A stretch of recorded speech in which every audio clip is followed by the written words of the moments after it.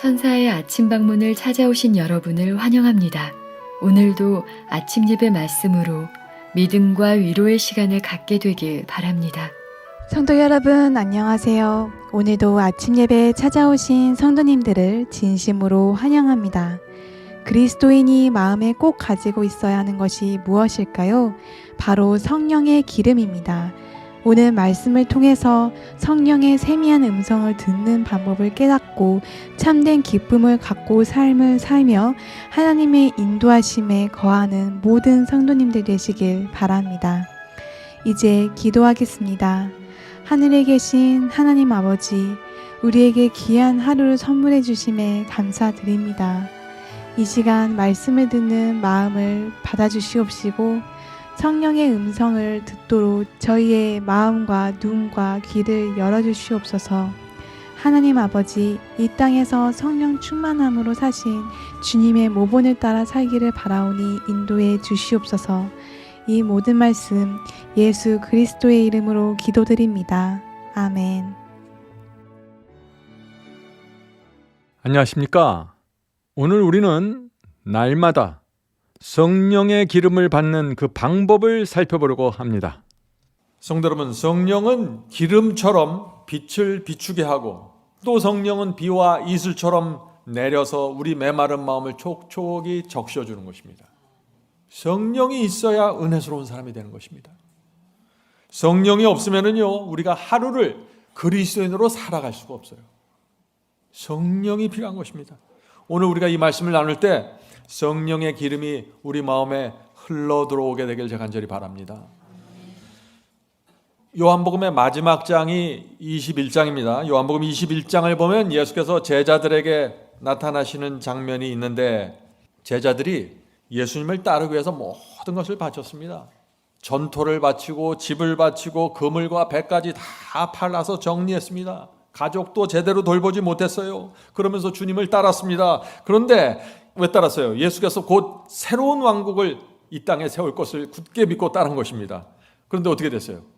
예수께서 갑자기 십자가에 달려 돌아가신 것입니다.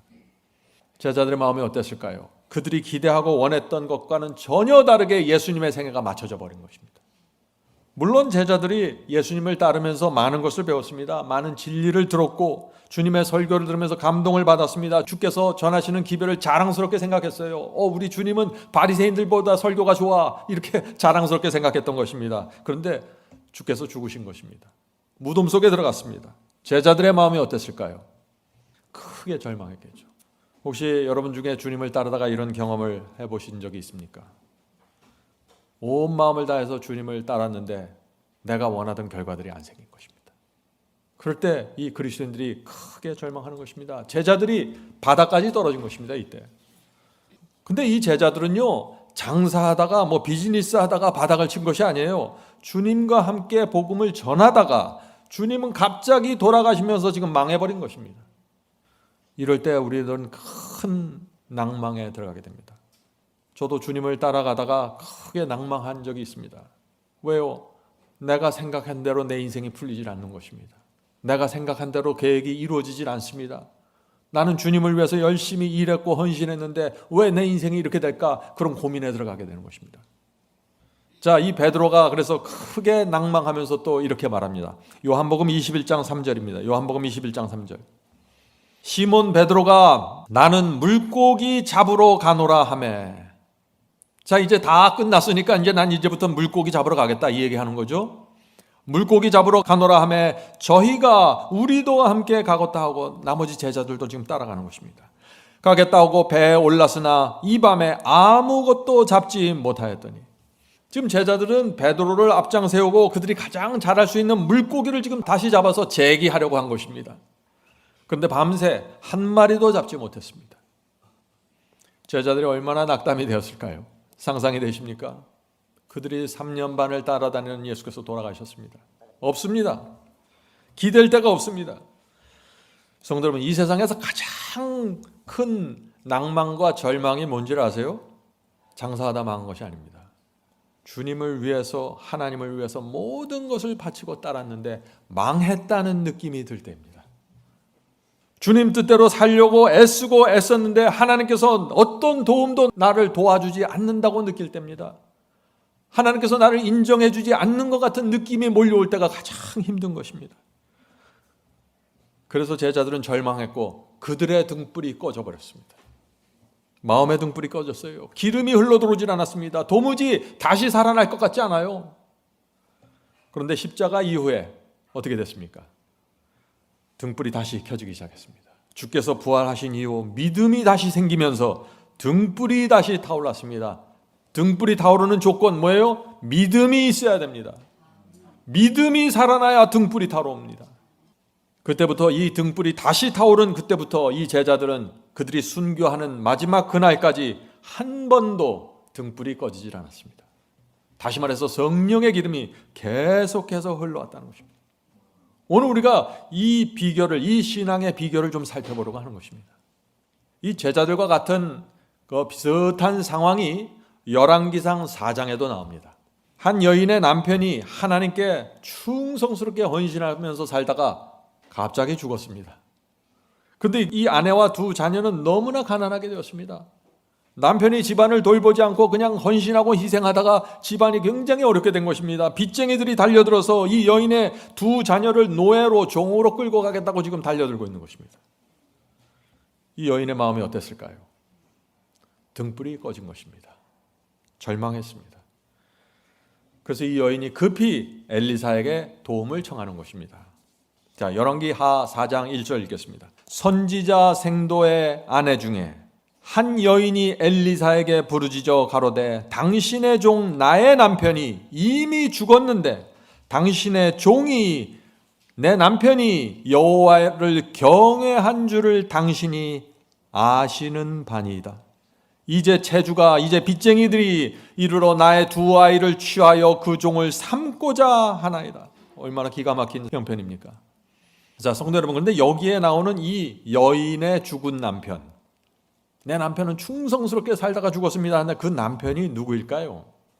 그래서 유대인의 주석집이 있는데 유대인의 주석집을 보면은 이 여인의 남편은 오바댜라고 합니다. 오바댜.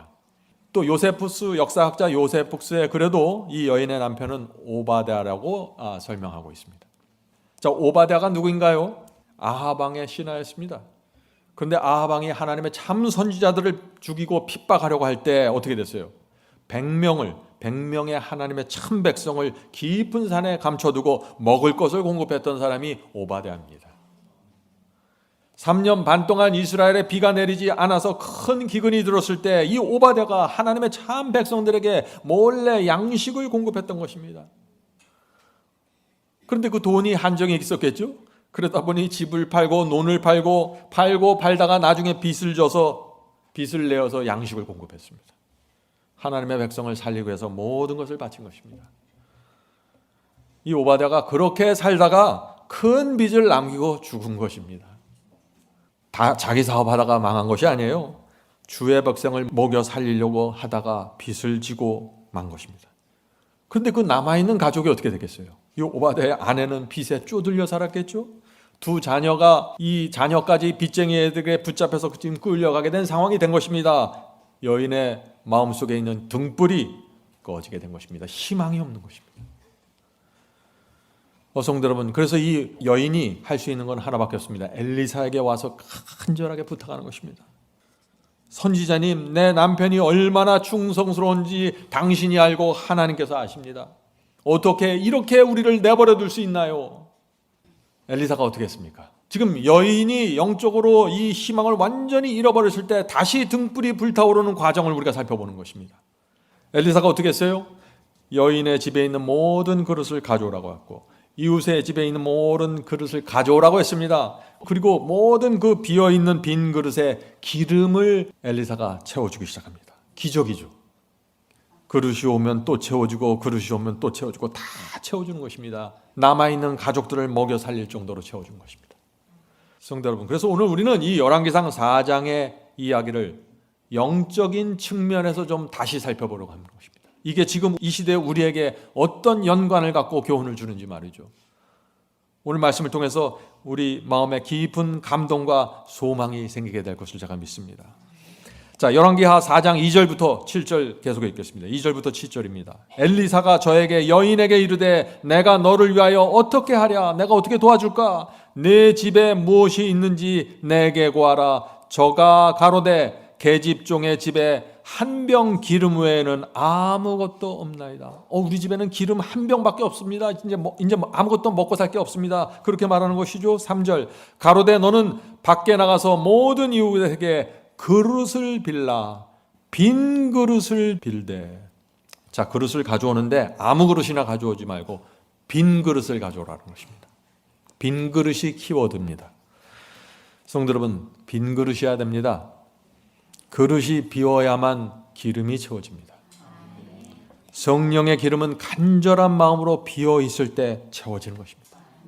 우리 마음이 더럽고 세속적인 것들로 채워져 있으면 어떻게 돼요? 성령의 기름이 부어질 수 없다는 것입니다.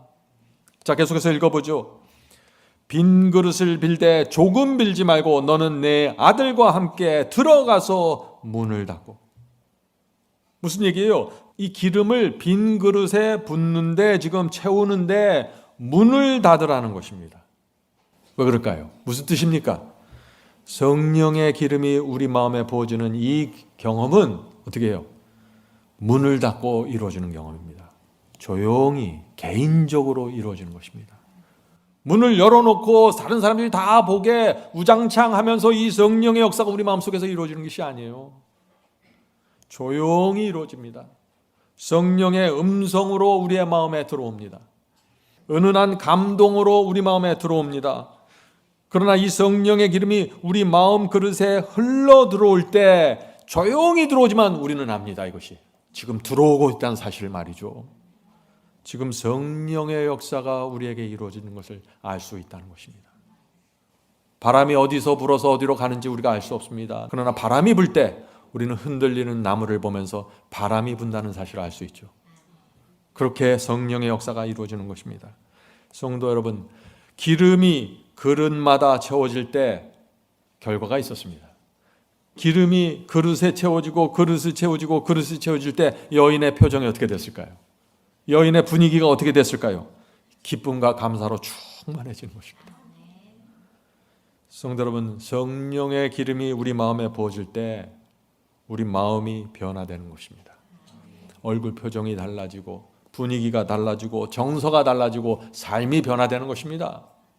성령 따로 우리 따로가 아니에요. 성령께서 우리 속에 들어와서 역사를 하시기 시작하면 그것은 조용히 문을 닫고 이루어지는 것이지만 숨길 수 없습니다. 반드시 나타나게 됩니다. 성령의 기름이 우리 마음에 부어지면 어떻게 됩니까? 말씀에 관심이 없던 사람이 말씀에 굴복하게 됩니다. 말씀을 사모하게 됩니다. 죄를 회개하게 됩니다. 성령의 기름이 부어질 것입니다. 저절로 이루어지는 것이 아니에요. 그런데 이런 역사가 문을 닫고 조용히 이루어진다는 것입니다. 자, 계속해서 읽어보죠. 자, 함께 들어가서 문을 닫고 그 모든 그릇에 기름을 부어서 차는 대로 옮겨 놓으라. 여인이 물러가서 그 두 아들과 함께 문을 닫은 후에, 계속해서 문 닫는 얘기가 나오죠. 문을 닫은 후에 저희는 그릇을 그에게로 가져오고 그는 부었더니 그릇에 다 찬지라. 여인이 아들에게 이르되 또 그릇을 내게 가져오라. 아들이 가로되 다른 그릇이 없나이다 하니 기름이 곧 그쳤더라. 더 이상 빈 그릇이 없을 때까지 기름이 계속해서 부어지면서 채워지는데 채워질 그릇이 더 이상 없으면 어떻게 돼요? 기름은 멈춘다는 것입니다. 기름은 항상 빈 그릇에만 채워지는 것입니다. 어정쩡한 그릇에 채워지는 것이 아니에요.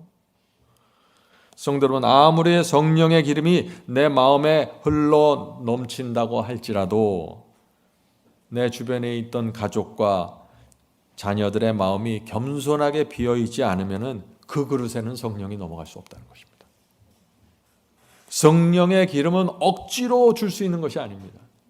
이것은 분명한 감화력을 입고 전달이 됩니다. 그러나 억지로 되는 것이 아니에요. 이것이 성령의 기름을 받고자 하는 그 심령이 성령께 굴복되고 반응해야 되는 것입니다. 그래야 이 성령의 감화력이 번져나가게 되는 것입니다. 내 집안의 그릇이 채워지고 이웃의 그릇들이 채워지는 것처럼 내 마음에 성령의 기름이 흘러들어가서 채워질 때 내 주변에 있던 사람들이 분명하게 영향을 받고 성령의 영향력 안에 들어가는데, 그것도 그들 자신이 결정을 해야 된다는 것입니다. 마음을 비우고 받아야 된다는 것입니다. 자, 계속해서 읽어보죠. 7절입니다. 그 여인이 하나님의 사람 엘리사에게 나가서 고한데 저가 가로되 너는 가서 기름을 팔아 빚을 갚고 남은 것으로 너와 내 두 아들이 생활하라 하였더라. 참 감동적인 말씀이죠. 기름을 다 채워서 아주 넉넉하게 되었습니다. 빚을 갚고 생활할 수 있을 만큼 기름이 채워졌습니다. 하나님의 역사는요, 항상 다 쓰고도 남을 만큼 충분히 베풀어지는 것입니다. 성도 여러분, 성령의 역사는 어떻게 이루어져요? 조용하게 이루어집니다. 그런데 풍요롭게 이루어집니다. 여러분들 이걸 아셔야 돼요. 우리가 근심 걱정을 하고 두려움에 있고 아픔에 쌓여 있을 때 완전히 건져낼 만큼 성령께서 역사하신다는 것입니다. 어정쩡하게 역사하지 않으세요. 이걸 확실하게 아셔야 됩니다. 그걸 정확하게 알아야 그 상태를 간구하면서 기도하게 되는 것이에요. 성령의 기름을 구할 때 찔끔찔끔 요구하지 마세요. 그건 하나님의 뜻이 아닙니다. 충만한 경험을 바라보면서 성령의 기름을 구하세요. 성령께서 저희 마음에 들어오셔서 충만하게 역사해서 내가 이 문제로부터 완전히 자유로워질 수 있도록 도와달라고 기도하셔야 됩니다. 그래야 우리의 간구와 하나님의 마음이 하나가 되는 것입니다. 저는 오랫동안 성령을 구할 때 이게 정말 될까 찔끔찔끔 의심을 갖고 성령을 구했습니다. 안 된다는 것입니다. 빈 그릇으로 충만한 역사를 간구하십시오. 그래야만 여러분들이 갖고 있는 인생의 숙제로부터 완전히 벗어나게 되는 것입니다. 자, 하나님께서 이 여인에게 역사를 하는데 이 여인이 갖고 있던 기름 한 병부터 시작했습니다. 그죠? 성도 여러분, 주께서 우리를 인도하시고 도우시는데, 축복을 베푸시는데 우리가 갖고 있는 것들을 통해서 역사를 이루신다는 것입니다. 자, 엘리사와 여인의 대화를 보세요. 지금 엘리사가 말합니다. 너에게 무엇이 있느냐? 네가 무엇을 갖고 있느냐? 할 때 여인이 어떻게 해요? 예, 저에게 남은 것은 기름 한 병뿐입니다 라고 대답했습니다. 다시 말해서 이 한 병의 기름이 받쳐질 때 여기서 놀라운 기적이 펼쳐진다는 것입니다. 성도 여러분, 하나님께서 여러분에게 주신 재주와 은사와 달란트가 무엇입니까? 그것을 바칠 때 거기서 놀라운 역사가 시작된다는 것입니다. 여러분이 갖지 않는 어떤 것으로부터 시작되는 것이 아니에요. 여인이 갖고 있던 기름 한 병을 드렸을 때 놀라운 역사가 이루어진 것처럼 우리도 우리가 갖고 있는 어떤 것을 주님께 드리고 복음 사역을 하고 나누고 섬길 때 하나님께서 역사하시고 기적이 생긴다는 것입니다. 성도 여러분, 저는 젊었을 때 제가 가진 아주 적은 재주를 주님께 드렸습니다. 딱히 재주랄 것도 없는 것이었는데 그걸 드린 것이에요. 그런데 주님께서 저를 불쌍히 보시고 그것을 사용해 주셨습니다. 하나님께서는 그 재주의 크고 작음을 보는 것이 아니라 그것을 간절한 마음으로 드리냐를 보는 것입니다. 어차피 능력은 나에게 나오는 것이 아니라 하나님의 역사로 이루어지기 때문에 말이죠. 그래서 제가 바쳤을 때 많이 제가 부족했습니다. 많이 넘어졌습니다. 그런데 저는 포기하지 않았습니다. 계속해서 바쳤습니다. 그때 하나님께서 그것을 계속해서 사용해 주신 것입니다. 그래서 지금 제가 복음을 전하는 전도자로 여기까지 오게 된 것입니다. 놀라운 기적이죠. 저는 한 번도 이런 기적을 꿈도 꿔온 적이 없습니다. 하나님께서 이루어 주신 것입니다. 여러분도 가능합니다. 어떻게 해요? 먼저 순수한 마음으로, 빈 마음으로 여러분 자신을 하나님께 바치십시오. 나는 부족한데 난 이거밖에 안 되는데 그렇게 생각하지 마시고 여러분을 바치세요. 그러면 하나님께서 그것을 통해서 역사하시고 기적을 만들어냅니다. 여러분이 도무지 생각해보지 않았던 일들이 펼쳐지게 될 것입니다. 내가 무엇을 갖고 있느냐? 주께서 축복할 수 있는 무엇을 갖고 있느냐라고 여러분께 물어볼 때 어떻게 해요? 주여, 제가 기름 한 병 남아 있습니다 하고 바치세요. 하나님께서 그것을 갖고 역사하십니다. 여러분의 시간, 재물, 달란트를 바치십시오. 주께서 그것을 통해서 여러분의 인생을 풍요롭게 하십니다. 바치지 않으면 풍요롭지 않습니다. 하나님께 여러분을 바치지 않으면 여러분이 여러분 앞가림만 하다가 인생을 마치게 돼요. 그러나 여러분 자신을 바치면은 하나님께서 그것을 가지고 여러분의 인생을 풍요롭게 이끌어 가신다는 것입니다. 이것이 비밀입니다. 그것이 오늘 우리가 열왕기상 4장에서 배우는 교훈입니다. 자, 여인이 어떤 여인입니까? 남편이 하나님께 충성하고 헌신했을 때 남편만 했을까요? 아니요, 이 여인도 함께 남편과 함께 충성했습니다. 그런데 가난해지면서 남편이 죽게 되었고 깊은 낙담에 빠졌습니다. 자, 우리가 여기서 어떤 교훈을 받아야 할까요? 성도 여러분, 우리가 한 가지 이해할 것이 있는데 그것은 하나님께서 이 의인들을 어떻게 인도하시고 무엇을 약속해 주시는지를 알아야 한다는 것입니다. 그래야 낙담하지 않습니다. 자, 첫째, 하나님께서는 의인들이 가는 길을 인정해 주십니다. 뭘 인정해 주세요? 길을 인정해 주십니다. 자, 이것이 의인들이 받는 축복입니다. 시편 1편 6절입니다. 시편 1편 6절. 무릇 의인들의 길은 여호와께서 인정하시나 악인들의 길은 망하리로다. 성도 여러분, 주께서 내가 가는 길을 인정하신다는 사실을 알면 어떻게 될까요? 아무것도 두려워할 것, 염려할 것이 없는 것입니다. 하나님의 인정을 받았으면 우리의 마음에 등불이 불타게 됩니다. 절대 낙담하지 않게 됩니다. 내 상황이 아무리 어렵더라도 하나님께서 나를 인정해 주신다는 확신을 가지면 등불은 타오르게 되어 있습니다. 자, 둘째, 의인은 가난할지라도 악인보다 풍요로움을 느끼면서 살게 됩니다. 참, 이것도 비밀이에요. 가난해요. 그런데 악인의 재물보다 훨씬 마음이 풍요롭습니다. 시편 37편 16절입니다. 의인의 적은 소유가, 적은 재물이 악인의 풍요함보다 낫도다. 성도 여러분, 이것을 믿으십니까? 우리가 주님께 충성하고 살다가 비록 가난할지라도 우리 마음이 풍요로워질 수 있다는 것입니다. 부자 악인보다 훨씬 낫게 살 수 있습니다. 의인은 재물 때문에 그래서 등불이 꺼지지 않는다는 것입니다. 재물 때문에 등불을 꺼뜨리지 마십시오. 셋째, 의인의 이름은 생명책에 올라가지만 악인의 이름은 지워집니다. 자, 시편 69편 28절입니다. 악인들을 생명책에서 지우사 의인들과 함께 기록되지 말게 하소서. 놀라운 말씀이죠. 생명책에는 오직 의인들의 이름만 기록된다는 것입니다. 하나님께서는 이 충성스러운 의인들의 이름을 악인들의 이름과 나란히 놓지 않겠다는 것입니다. 구별하시겠다는 것입니다. 넷째, 의인의 등불은 타오르지만 악인의 등불은 꺼집니다. 자, 잠언서 13장 9절입니다. 의인의 빛은 환하게 빛나고 악인의 등불은 꺼지느니라.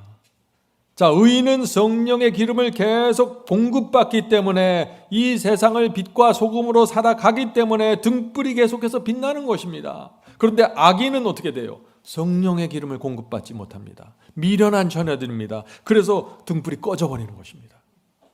다섯 번째입니다. 의인은 어떤 상황에서도 하나님을 바라보면서 감사하고 기뻐합니다. 의인에게 이런 기적이 일어나는 것입니다. 자, 그 말씀이 하박국서에 있죠. 여러분들 잘 아시는 말씀, 하박국서 3장 17절부터 19절입니다. 비록 무화과 나무가 무성하지 못하며 포도나무에 열매가 없으며 감람나무에 소출이 없으며 밭에 먹을 것이 없으며 우리의 양이 없으며 외양간에 소가 없을지라도, 이 정도 되면 낙담해야죠. 그런데 아니라는 것입니다. 소가 없을지라도 나는 여호와로 말미암아 즐거워하며 나의 구원의 하나님으로 말미암아 즐거워하며 나의 구원의 하나님으로 말미암아 기뻐하리로다. 주 여호와는 나의 힘이시라. 나의 발을 사슴과 같게 하사 나를 나의 높은 곳으로 다니게 하시리로다. 상황은 절망입니다. 그러나 이 사람의 내적인 경험은 높은 영적인 경험으로 올라가는 것입니다. 의인의 경험입니다. 성도 여러분, 어떻게 모든 것을 잃어버리고 망했는데 이런 감사와 기쁨이 나올 수 있을까요? 어떻게 이것이 가능할까요? 성령께서 이 사람의 가슴에 세미한 음성을 주고 계시기 때문입니다. 아무도 나를 인정해 주지 않고 눈에 보이는 하나님의 기적이 전혀 일어나지 않을지라도, 열매가 없고 추수가 없을지라도, 곡식이 없는데 성령께서 우리 마음에 세미한 음성으로 확신을 주시는 것입니다. 내가 네 고난을 안다. 내가 내 충성을 안다. 너는 반드시 보상을 받을 거야.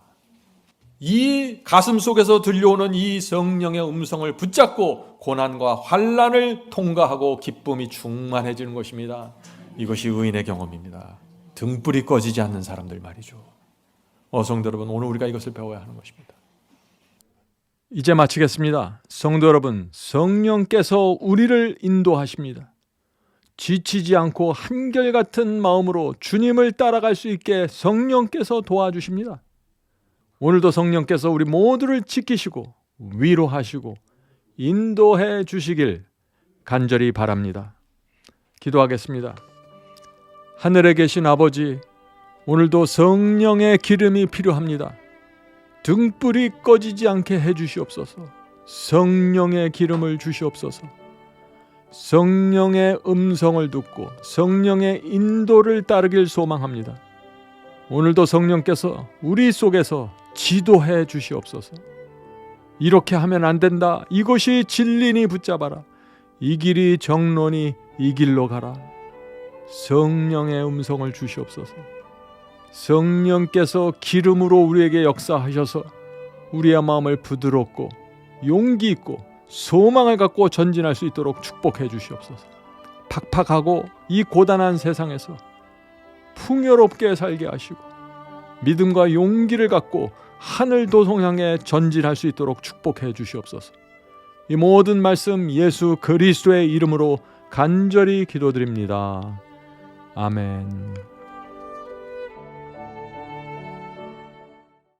성도 여러분, 마지막 사명에서는 아침 예배 채널을 유튜브에서 별도로 운영하고 있습니다. 아침 예배 채널에서는 매일 새벽 4시에 예배 영상이 올려지고 있으며 특별히 아침 9시에 예배가 진행됩니다.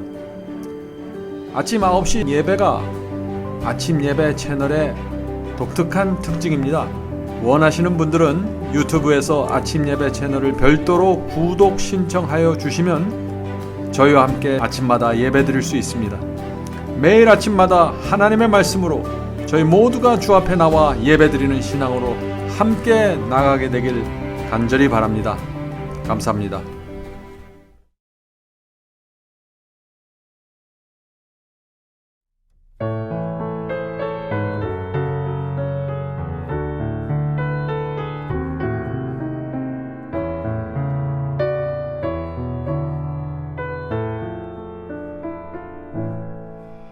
내가 넘어질 때 나의 손을 붙잡고 일으켜 세우는 주님, 하늘 향해 걸어라 부드러운 음성, 내 마음 문을 두드려 넘어지지 말고 하늘 향해 걷자. 내 주님만 보면서 등불 켜서 들고 하늘 향해 걷자. 내 주님만 위해 상한 나의 마음 자비하신 눈으로 어루만지시는 주님, 한 발 두 발 걸었네 주님 기뻐하시네. 내 마음 모두 바치리. 넘어지지 말고 하늘 향해 걷자. 내 주님만 보면서 등불 켜서 들고 하늘